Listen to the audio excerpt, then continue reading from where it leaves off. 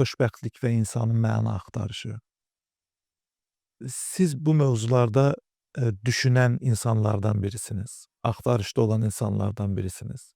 Və bu mövzular elə mövzulardır ki, bunlar kitabların dərinliklərində olan mövzular deyil. Bunlar biraz həyat təcrübəsidir. Bunlar biraz düşünməli, bunlar biraz təfəkkürdür. Və insanların tarix boyu arxasınca qaçdığı məsələlərdir. Xoşbəxtlik nədir? İnsan mənanı harda tapmalıdır? Xoşbəxtlik hissi mənə görə bunu tapmaq üçün məsəl üçün ad günü olan uşağı xatırlamaq lazımdır. Qucağı dolu olur hədiyyə ilə, xoşbəxt olur. Ona çoxlu hədiyyələr veriblər, heç bilmir, bir-birindən gözəl. İnsanın da xoşbəxtliyi elə ömür boyu bu ilə bağlıdır. İnsan çox şükr eləyəndə masanın üstündəki quru çörəyi belə ona bal görünə bilər. İnsan çox şükr eləyəndə nə qədər ona nemətlər verilibdir, onu görə bilir. Naşükürlük nemətləri az saymaqdır. İndi biz elə zamanədə yaşayırıq ki, deyirlər ki, naşükürlük deyil bu motivasiyadır dünyanı inkişaf etdirmək üçün, amma dəliliyə aparan bir şeydir. Ki, hər nə qədər sənə verirlər, sən bunu az bilirsən. Güya ki, o qızıl balıqla balıqçı nağılında, Puşkinin belə bir nağılı vardı. O qoca arvad inkişafa can atırmış. Buna əvvəlcə təknə gətirir, bu bunu bəyənmir, deyir azdır. Sonra ev istəyir, evdə buna azdır, nə bilim, xanlıq istəyir, bəylik istəyir. Ondan sonra dənizlər padşahı belə olmaq istəyir və hər şey də ona azdır. Ona görə düşünürəm ki, bu şükranlıqla bağlıdır. Həqiqi yaradıcı insan da, həqiqi gələcək quran insanlar da şükran insanlardır. İkinci bir məqam, o da o hisslə bağlıdır ki, sən hiss eləyəsən ki, sən çox şanslısan. Bunu da yaranışın ilk səhnəsində bir teatral səhnə kimi şey eləsək, onu da orada biz görürük ki, Allah Adəmi yaradır və mələkləri də çağırır ora, deyir ki, buna səcdə edin. Yəni, o hisslə başlayır insan həyatına ki, mən çox şanslıyam. Hələ bilmirəm bu şanslılıq nədən ibarətdir. Amma mələklərdən də uca olmaq bir məqamı var insanın, əgər böyüyə bilərsə. Bu mənada insana yol verilibdir, şans verilibdir çox böyük və bu duyğunu da insan ömrü boyu gərək qorusun özündə. Doğulanda da biz əslində valideynlərimiz bu duyğunu bizə yaşadırlar. O qədər bizi öpürlər, əzizləyirlər ki, bizdə də o hiss yaranır ki, biz yəqin qeyri-adiyik, çox şanslıyıq. Bu ikisini də bizə Allah veribdir. İstifadə eləyə bilsək, məncə xoşbəxtlik bu ilə bağlıdır.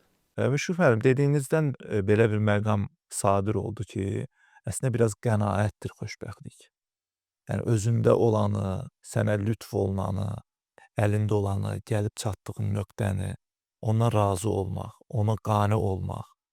Xoşbəxtlik bəlkə də o içində yaşadığın anın qədrini bilmək. Bu mənada şükr etmək. Peyğəmbərimizin eyni zamanda Qurani-Kərimin hədislərində bunun çox nümunəsi var. Dediyiniz məqam üst-üstə düşür. Bir hədisində Peyğəmbər buyurur ki, Adəm oğlunun 2 vadi dolusu qızılı olsa, o üçüncüsünü istəyir. Yəni, bu insanın içərisindəki dünyalıq eşqi, daha çoxuna sahib olma eşqi bəlkə də onu daima əlində olandan məhrum edir. Əlində olanın qiymətini bilməkdən, onunla xoşbəxt olmaqdan insanı məhrum edir və xoşbəxtliyi hardasa gələcəkdə bir yerdə axtarır. Elə deyilmi? Yəni, hədəfi uzaqda görür, nəyə çatsa, elə bir ki, xoşbəxt bir sərab kimi ondan uzaqlaşır. Ümumiyyətlə, nəfsi doyuzdurmaqla xoşbəxt olmaq mümkün deyil. İndi bizim sivilizasiyanın əsas fəlsəfəsi də gəldi, buna dirəndi. İstehlak cəmiyyətindəyik də. İstehlakla bağlıdır. İqtisadiyyat da bunu qəşəng bilir. Hər il buna bir yenilik adında bir mal satır. O da onu almaqdan ötürü dəridən qabıqdan çıxır və bir illik belə müvəqqəti bir xoşbəxtlik hissi yaşayır. Amma nəfsi doyuzdurmaqla xoşbəxtlik hissi gəlmir. Nəfs elə bir ac canavardır ki, bütün dünyanı ona yedizdirsən deyəcək yenə azdır. Bu uşaqlarla da bağlıdır, ailə ilə də bağlıdır. Məsələn, birisi Gedir aləmin varını, dövlətini tökür uşaqların qabağına. Elə bilir ki, uşaqlar onu çox istəyəcəklər buna görə. Yox. Bundan gəlmir evlad məhəbbəti. Bizi xoşbəxt eləyən bir məqam da keyfiyyətlə bağlıdır. O keyfiyyəti biz başqaları üçün çox kasıb bir həyatda da tapa bilirik. Məsələn, sevgi keyfiyyəti varsa ailədə, hüzur keyfiyyəti varsa, doğmalıq varsa, orada artıq o biri kəmiyyətlər, soyuducunun böyüklüyü, nə bilim, evin kiçikliyi, böyüklüyü, bunlar o qədər həll edici olmur. Bilənlər bilir ki, bu xoşbəxtlik biraz da bu keyfiyyətin anlamağı ilə, dərki ilə bağlıdır. Adamlar biraz özlərini çaşdırıblar, kəmiyyətə çeviriblər bu məsələni. Hər şeyin sayını artıra sanki xoşbəxt olacaqlarmış.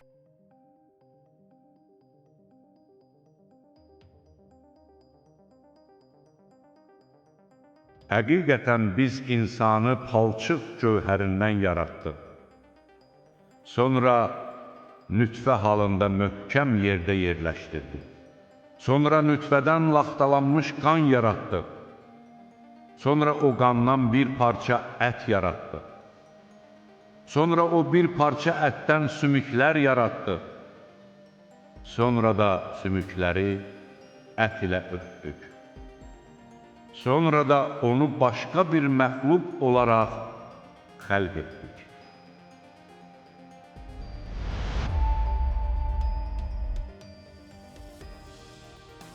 Bizim ariflər, filosoflar, İslam dünyasındakı ariflərdən danışıram, zövqləri iki yerə bölüblər. Deyiblər ki, zövqlər keçici olan zövqlər var, qalıcı olan zövqlər var. İnsan qalıcı olan zövqlərin ardınca düşməlidir deyil. Sizin qeyd elədiyiniz məsələ ilə də bəlkə yaxından əlaqəlidir. Yəni, maddiyyat bir keçici zövqdür. Bugün var, bir il sonra o dəyərsizdir. Və ya hər şeyə sahib ola bilərsiniz, amma bir sağlamlığınız əlinizdən getdiyi anda bunların heç birinin dəyəri olmamış ola bilər. Və bilərsiniz ki, siz xoşbəxtlik məgərsə burada deyilmiş. Əbədi olan zövqlər, qalıcı olan zövqlərin ardınca getməyi İslam mütəfəkkirləri, arifləri vurğulayıblar. Bax, bu da insanın biraz o məna axtarışındadır. Əbədi olan zövqlər nədir? İnsan onunla xoşbəxt ola bilərmi? İnsanın bu mənada məna axtarışı, bax, sualımı da belə qoymaq istəyirəm. Hardan gəlir? Düşünən insanın, arif insanın qəlbində bir məna axtarışı var. O süfli şeylərlə uğraşmır, onlarla məşğul olmur. Uca hədəflərə, ali hədəflərə yönəlir. Bax, bu ehtiyac insanda hardan gəlir? İnsan biraz qəribə varlıqdır. Bütün varlıqlar, heyvanlar, ağaclar, daşlar, bunlar əvvəlcədən necə varlarsa özlərinə veriliblər, onlardan bir çox şey də tələb olunmur. İnsan isə özünə tərbiyə vasitəsilə çatır. Bu, biraz qəribəlikdir, onu heyvandan fərqləndirir. Məncə bu, onu qələmlə öyrətdi ayəsi ki, Quranda var. Mən həmişə bunu ona işarə görürəm ki, insanın yaradılışı iki mərhələlidir. Biri analar doğur bizi, necə var dünyaya. Bir də biz tərbiyədən necə doğulacağıq, həqiqətdən, o mənanın üzərində durmaqdan necə doğulacağıq, buna aiddir. Və qədimdə peyğəmbərlər bunu misal çəkirlər. Məsələn, Budda yanına gələn bir mehdərə misal çəkir ki, tərbiyə görmüş atla vəhşi at arasında nə qədər fərq var da, tərbiyə görmüş at çox xidmət eləyə bilir. Daha böyük işlər görə bilir, daha xoşbəxt yaşaya bilir, daha uzun ömürlü yaşaya bilir. İnsan da belədir. İnsan gərək bir tərbiyə prosesindən keçsin, o əxlaqı axtarsın, Allahın cizgilərini axtarsın. O cizgilər də mənanı müəyyən edir. O, bizim qəlbimizə o məna kimi gəlir. Xeyirxahlıq, gözəllik, ədalət, bunlar bəsləyir bizi. Biz bunlardan asılıyıq, bu dəyərlərdən. Və bu dəyərləri axtarıb tapıb ömrümüzə yazmasaq, bu dəyərlər üzərində özümüzü yenidən yaratmasaq, xoşbəxtlığı biz qəti görməliyik. Xoşbəxtlıq, məsələn, çoxsu fikirləşir ki, sevdiyi bir qızı tapdı və ya sevdiyi bir oğlana ərə getdi, xoşbəxt olacaq. Qətiyyən. Bəziləri düşünür ki, insanlar özləri evlənirlərsə sevgidən mütləq xoşbəxt olacaqlar. Bu biriləri məsəl üçün valideynləri evləndiriblər, onlar qəti xoşbəxt olmayacaqlar. Bu yalandır. Nə o tip, nə bu tip.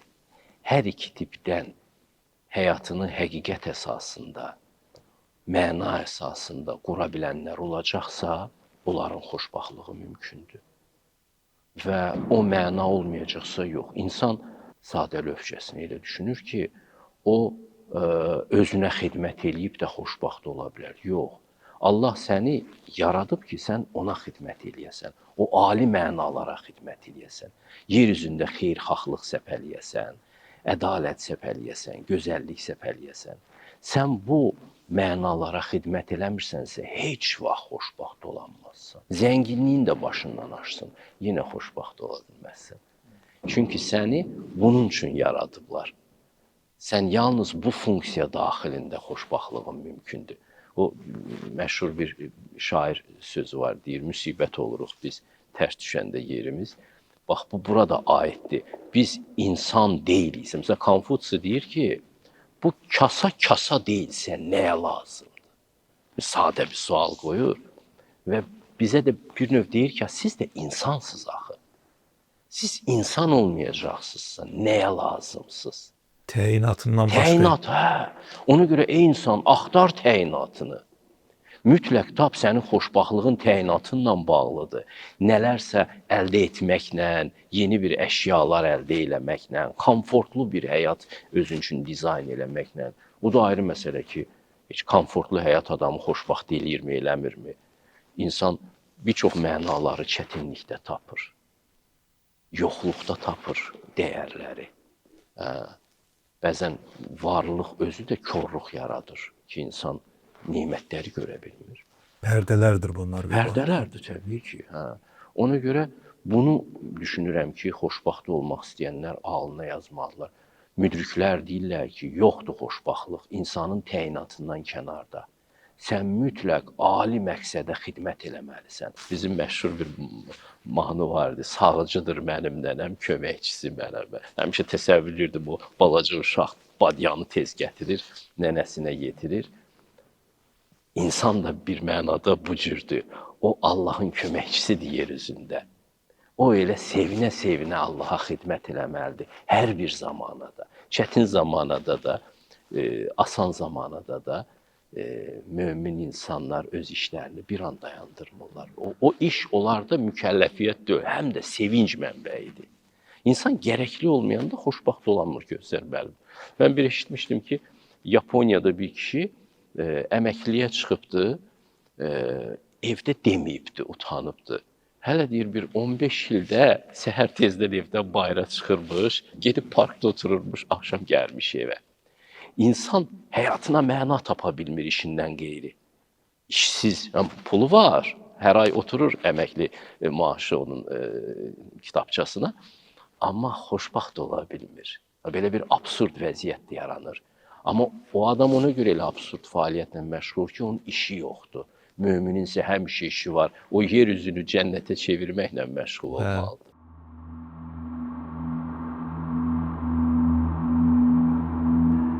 Ey iman gətirənlər!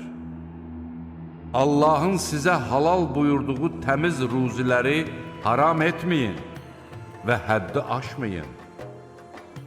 Həqiqətən Allah həddi aşanları sevmir.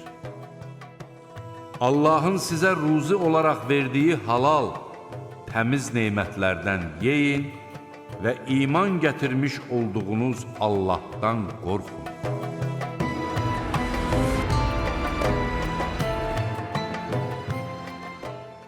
Işıq müəllim, belə bir söz var. Bunu şərq filosoflarından biri deyibdi. Deyilir ki, xoşbəxtlik biraz sağlamlıq kimidir, səhhət kimidir. Səhhət əldən getdiyi zaman insan səhhətin varlığını düşünməyə başlayır.